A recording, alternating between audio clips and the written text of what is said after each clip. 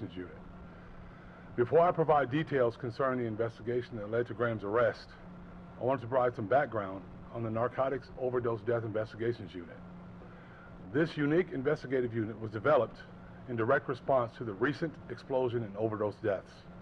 This past decade's upsurge in overdose deaths is a result of opioids and, more recently, fentanyl, saturating the illegal narcotics market in our city and around the country. As I said before, the dangers of fentanyl poses an unprecedented in the illegal drug trade. As of today, JSO's responded to 400 overdose death investigations just this year. In 2022, JSO investigated 470 overdose deaths. The overdose unit is expressly focused on identifying those who supply the poisons that kill our family members, friends, and neighbors. This innovative unit works closely with specialized prosecutors at the State Attorney's Office. And through this partnership, JSO and the State Attorney's Office for the 4th Judicial Circuit, has transformed the law enforcement landscape by arresting and prosecuting drug suppliers on manslaughter charges stemming from overdose deaths. Now for a brief summation of the investigation that led to. This is a criminal investigation being prosecuted by our partners at the State Attorney's Office, so there's limited information that I can provide at this time. This investigation stemmed from a fatal overdose that occurred locally on July 23, 2023.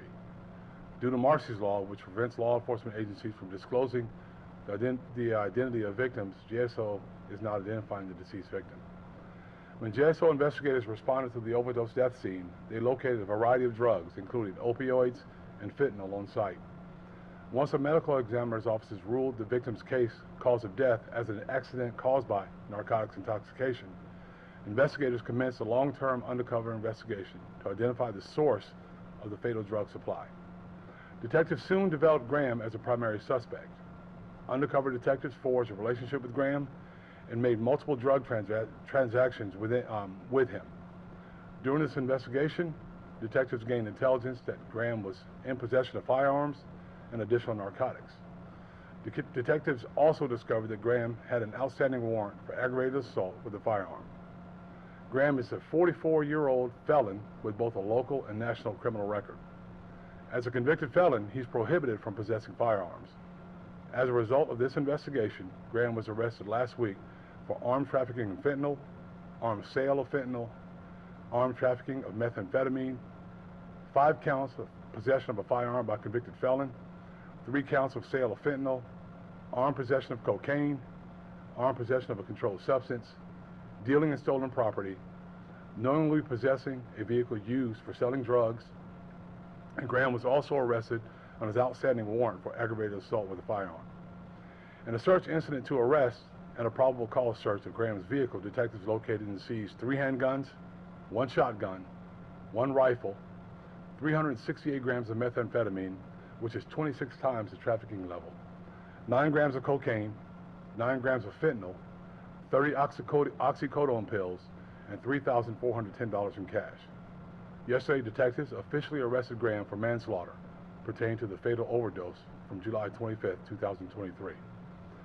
With these many felony charges pending, Graham now appropriately faces serious criminal penalties. The guns that were seized are being forensically examined to determine if they were associated or are associated with any known incidents of violent crime. I'll follow up if we have any notified incidents of such associations. Graham's arrest on manslaughter charge evidences how seriously local law enforcement treats overdose deaths. Those who profit off the pain of those in our community struggling with addiction will be held accountable. 1 overdose death in our community is 1 death too many. These deaths are preventable, and we will continue to aggressively pursue those who supply these lethal poisons to vulnerable members of our community. And let me tell you, if you're selling drugs, selling opioids and fentanyl in our community, now's the time to stop, because we're coming, we're going to keep coming. And I'll answer any questions if we can.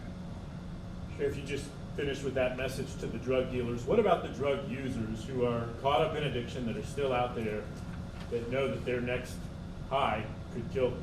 I would say heed the warnings. Pay attention to what's going on around you. Get educated and get help, get treatment. There are a number of places where you can get treatment for those issues, but you have to really want it to be able to change. Because unfortunately, these things are very deadly, and it's not a game. Do you suspect Graham could be connected to more overdose deaths than just the one he's charged with? Jake, that's really hard to tell at this point, but I'm really, really glad that we have the manslaughter charge in this one. Any other questions? Thank you.